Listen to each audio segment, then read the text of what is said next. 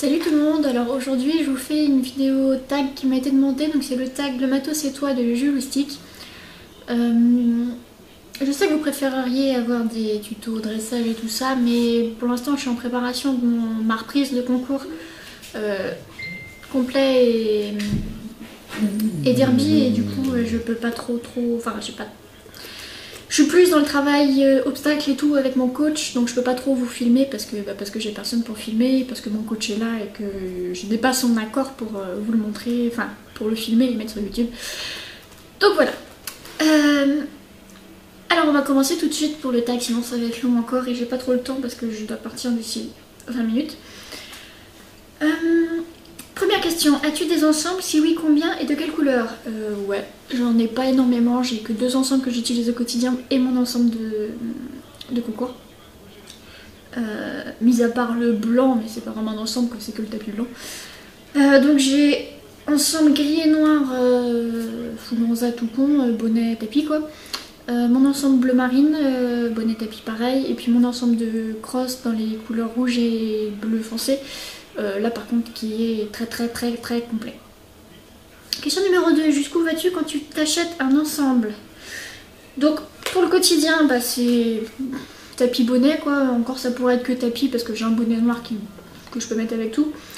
Moi le bonnet c'est pas tellement pour faire joli que je le mets, c'est parce que Star en a vraiment besoin, donc après si je peux la sortir je le prends, sinon je prends que le tapis, je m'en fiche. Et tout ce qui est protection, mis à part les protections de cross qui sont dans mes couleurs de cross, c'est que du noir. Donc voilà. Sur ça, je me fais pas chier. Mais alors par contre pour mon ensemble de complet, enfin de cross, là c'est la folie. Parce que donc pour ceux qui sont pas trop dans le cross, en fait on a tous un peu nos couleurs et on s'identifie vachement avec nos couleurs. C'est une des rares disciplines où vraiment personne ne juge les couleurs que vous choisissez. C'est vraiment chacun son truc, son délire, et puis on se reconnaît comme ça. Voilà, c'est un peu les disciplines où on s'éclate avec ça à sortir. Et donc moi mes couleurs c'est rouge et bleu, normalement c'est bleu marine, mais vu que j'ai différentes nuances de bleu dedans en fait, on va dire rouge et bleu foncé.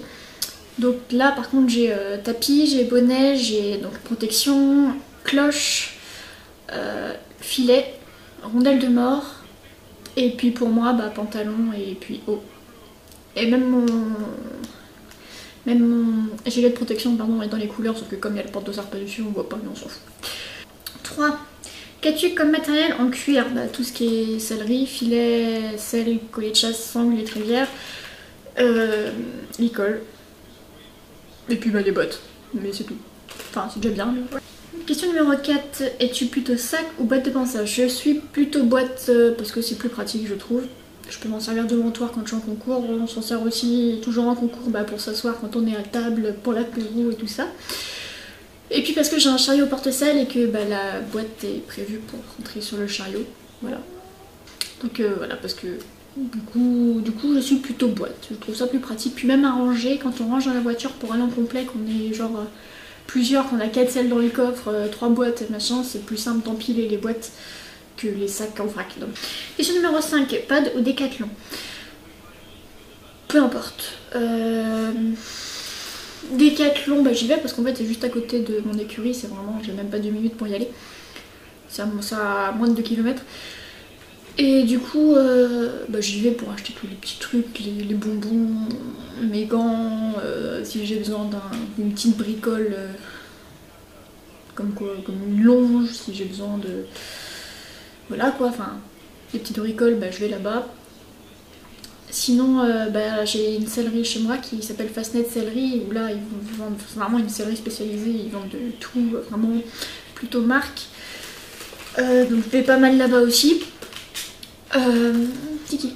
Par contre, pad, j'aime beaucoup y aller quand je vais sur Caen. Le problème c'est que c'est à 1h30 à peu près de chez moi, donc j'y vais pas souvent. Mais quand je vais sur Caen, en principe je m'arrête à pad parce que là par contre pour faire par exemple mon ensemble de complet et tout, il y a un peu plus de choix dans plein de couleurs et tout ça. Donc j'aime bien y aller, mais à choisir je préfère Terreo. Donc en fait j'ai pas de préférence. J'ai pas vraiment de préférence entre pad et Décathlon, c'est juste que Décathlon c'est juste à côté de chez moi et pad c'est plus loin mais il y a plus de choix. 6. Pour tes tapis, tu préfères Fouganza, Kitam, Lemicel, HV Polo? J'ai pas de préférence là encore. J'ai un peu de tout dans mes tapis, j'ai du HV Polo, j'ai du Fouganza, j'ai du Kitam et j'ai du HKM. Donc je m'en fiche, moi c'est pas la marque qui compte. Il y a des marques que je n'aime pas du tout. Mais par contre, j'ai pas de marque préférée, c'est pas ça qui compte. Moi, tant qu'il est de bonne qualité, qu'il est pas trop cher, qu'il est joli, qu'il est bien en forme, qu'il est de qualité, ça je l'ai dit je crois déjà. Le seul critère que j'ai, c'est qu'il faut qu'il passe sous ma selle. Voilà. Et s'il peut passer en plus sous une selle de dressage, c'est encore mieux parce que je compte avoir une selle de dressage et j'en emprunte des fois et les quartiers sont quand même beaucoup plus longs. Mais j'ai pas de préférence de marque. Le seul truc c'est que Fuganza j'aime bien, j'en ai un, mais le problème c'est que les nouveaux, bah, tous ceux qui sont colorés, ils sont tous avec du gros nid d'abeille en dessous. Et on a déjà eu un tapis avec du nid d'abeille comme ça en dessous, c'était un privilège équitation Palm Beach. Et ça glisse sur le dos de ma jument, je ne sais pas pourquoi, j'ai beau mettre tous les sanglons, ça glisse tout le temps, donc ça fait des plis et tout. Donc c'est chiant d'avoir un poil qui est trop lisse. Un poil qui est trop lisse, trop fin, et du coup ça tient pas du tout. Donc je préfère des tapis basiques en dessous, je m'en fous. Que ça soit mouillé après, je m'en fous, je le laisse sécher puis j'en ai un autre. Mais voilà, c'est le problème que j'ai avec Fuganza, c'est qu'ils sont tous les nouveaux, ils ont du gros nid d'abeille en dessous et c'est assez agaçant. Question numéro 7. Tu préfères monter 2 heures par semaine et te séparer de toutes tes affaires d'équitation ou alors monter 1 heure par semaine mais garder tes affaires? C'est assez compliqué de répondre à ça étant donné que je ne suis pas dans la situation d'un cavalier de club qui devrait faire éventuellement ce choix là. Oui, tout. Un chien. Si vraiment je devais choisir, je me mets à la place d'un cavalier... Arrête Tiki, on mord pas. Non mais c'est que je t'en ai mouillé. Non, arrête. Tiki. Si vraiment je devais me mettre à la place d'un cavalier de club qui a ce choix à faire, je pense que je préférerais monter 2 heures par semaine et vraiment garder que le strict minimum d'affaires. Mais voilà, là la question ne se pose pas vraiment puisque forcément si je veux monter ne serait-ce une fois dans la semaine, il me faut forcément mes affaires. Donc voilà. Question numéro 8. Licol en cuir ou en moumoute? Je m'en fiche complètement. Je m'en fous complet. J'ai eu les deux me vont, j'ai pas de préférence quoi, j'ai pas 15 000 licols, là, actuellement j'en ai qu'un et puis un de secours. Mais voilà, je prends, la plupart du temps c'est qu'on me les offre en fait, donc bah je garde ceux-là, je vais pas en acheter d'autres du coup. Et puis voilà, je m'en fiche. On m'offrirait un licol en moumoute, j'en aurais pas d'autres, bah je garde en moumoute. On m'offre là, Colline m'a offert un licol en cuir, bah du coup je garde le licol en cuir qui est très bien. Après, ce que j'aime beaucoup sur le cuir, c'est que c'est quand même plus joli, c'est quand même un principe un peu plus solide. Et bon là il a la particularité d'avoir la tétière élastique, ce qui m'arrange beaucoup pour ma jument qui a tendance à se faire un peu peur en tirant avec le truc qui lui heurte violemment sur la nuque. Mais sinon j'ai pas plus ou moins de préférence que ça, d'ailleurs c'est pour ça que je suis chiante en sellerie, que je mets 3 plombs parce que je ne sais pas me décider. 9. Amortisseur en gel ou en mouton? Là pareil, j'ai pas de préférence, ça dépend du cheval, ça dépend de ce qu'on fait, ça dépend des moyens qu'on a, parce qu'en principe les amortisseurs en gel sont un peu moins chers, ça dépend lesquels, ils sont un peu moins chers qu'un bon amortisseur mouton. Actuellement j'ai un amortisseur en mouton, parce que je trouve ça plus esthétique. Mais dans 2 ans je pourrais changer d'avis et repartir sur un gel. À la base j'avais un gel, j'avais un alpha gel. Alors pour le débat que le gel c'est pas bien, ça compresse la colonne, que le mouton c'est mieux s'il y a une gouttière machin, j'ai pas d'avis là-dessus. Moi mon ostéo, les ostéos, parce que j'en ai vu 3 différents pour ma jument, m'ont toujours dit que le gel en fait c'était très très bien. C'est quand même étudié pour, c'est du gel qui est étudié pour, qui a été créé pour ça. D'ailleurs beaucoup de cavaliers internationaux utilisent du gel plutôt. Mais moi ce que j'aime pas c'est un peu chiant à mettre en place parce que du coup il n'y a pas de délimitation de la colonne vertébrale, donc pour le centrer c'est un peu chiant, ça glisse un peu quand on met la selle, enfin, voilà, j'aime pas trop. Mais sinon j'ai pas de préférence, le gel est très bien aussi, ce qu'il faut c'est bien l'entreposer en fait. Le gel, le problème, le débat du gel, comme quoi ça crée des points d'appui et tout, ça crée pas plus de points d'appui qu'un amortisseur mouton à partir du moment où il est bien fait.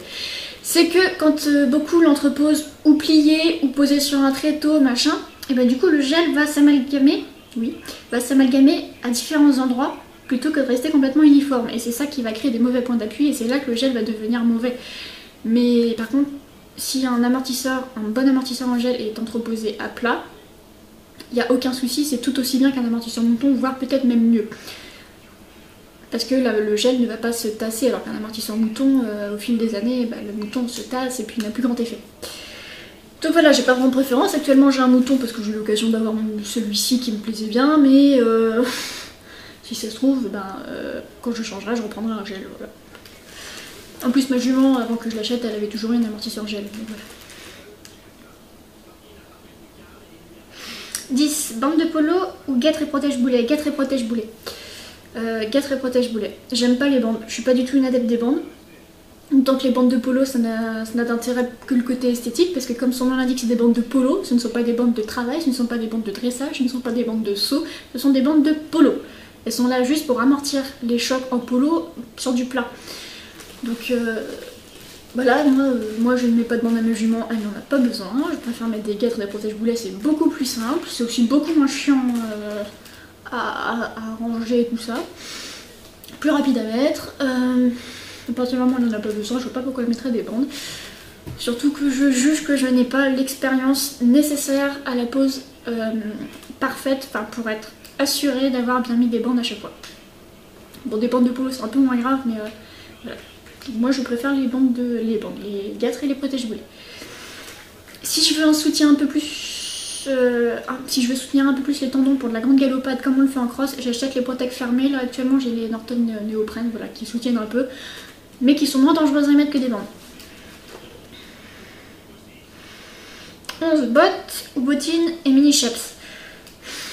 Là encore je m'en fiche, mais en fait je me rends compte que je suis pas si chiante que ça, un truc, mais c'est pour ça que je suis longue. Là encore je m'en fiche, j'ai pas vraiment de préférence, on s'habitue à chaque fois, quand on change, quand on passe de bottes à bottines ou inversement, on finit par s'y habituer, donc il n'y en a pas un qui est mieux que l'autre, ça dépend de l'habitude qu'on a. Moi j'ai toujours alterné, en fait j'avais des bottes, je suis passée aux bottines, j'ai re-eu des bottes, je suis repassée aux bottines, je suis repassée aux bottes. Et en fait on s'y habitue très bien, il y a pas... Moi à partir du moment où c'est de la qualité, qu'elles sont quand même bien faites, qu'elles maintiennent bien, que c'est du cuir de bonne qualité qui va pas glisser sur la selle et faire effet essuie-glace, je m'en fiche. J'adore mes bottes que j'ai là, j'ai eu l'occasion de les avoir, elles sont super, je les adore. Mais quand elles seront mortes, ça se trouve je repasserai des bottines et des chaps, voilà. Pas de préférence. Si ce n'est que... Excusez-moi. Par contre l'intérêt quand même que je trouve aux bottes, c'est pourquoi j'aime bien avoir mes bottes actuellement. C'est que c'est un petit peu plus esthétique en dressage quand même. Pour du complet sur le dressage, c'est quand même un peu plus sympa de visu, puis sur les photos, voilà, c'est un peu plus esthétique, un peu plus élégant, un peu plus fin que des boots et des chaps, et c'est un peu plus pratique pour mettre les éperons je trouve, surtout que sur mes bottes en fait j'ai un truc spécial pour ça, j'ai la pression, le rabat pression sur le talon, dessus il y a des taquets d'éperons pour les maintenir comme il faut au bon endroit, et du coup c'est un peu plus pratique. Que le problème que j'avais avec mes boots et mes chaps avant, c'est qu'en fait les éperons, moi où je les positionnais pour être bien, et c'était pile là où ça gênait pour la chaps en fait, donc je devais mettre la boot, les éperons et la chaps par dessus, c'était un peu le bordel. Du coup avec les bottes c'est un peu plus simple en concours quand même. 12. Quelle est ta couleur d'ensemble préférée? Bleu marine, sans hésiter, bleu marine. J'ai eu des ensembles un peu de toutes les couleurs, j'ai eu du turquoise, j'ai eu du rose, toutes les couleurs pétantes, j'adore, mais on s'en lasse plus ou moins vite, ça dépend des personnes. Moi je m'en lassais assez vite, je faisais 2 ans avec, puis j'en avais marre, je voulais un truc différent, plus sobre ou complètement différent. Et donc là je suis passée, ça fait 2 ans maintenant que j'ai mon ensemble bleu marine HV et mon bonnet bleu Vertigo. Puis j'adore en fait, c'est une couleur qui va vraiment sur toutes les robes. C'est sobre, c'est élégant, mais à la fois il y a tellement de déclinaisons possibles de toutes les marques qui font du bleu marine. Donc il y a tellement de possibilités de choix qu'on peut avoir tous son ensemble unique tout en ayant une couleur basique. Donc c'est pour ça que j'aime beaucoup le bleu marine, ça se démode pas. Voilà. 13. Quand tu vas dans un magasin d'équitation, vers quoi te diriges-tu en premier? Moi quand je vais dans un magasin d'équitation, c'est que j'ai besoin de quelque chose. J'y vais pas comme ça sans raison pour me faire du mal. Donc je me dirige vers ce que je cherche tout d'abord. Donc ça dépend. Par contre ce vers quoi je vais forcément à tous les coups finir par aller, ça va être les tapis. Je vais tout le temps aller jeter un oeil sur les tapis, voir les nouveautés et tout ça. Mais sinon je me dirige en premier parce que je suis venue chercher à la base.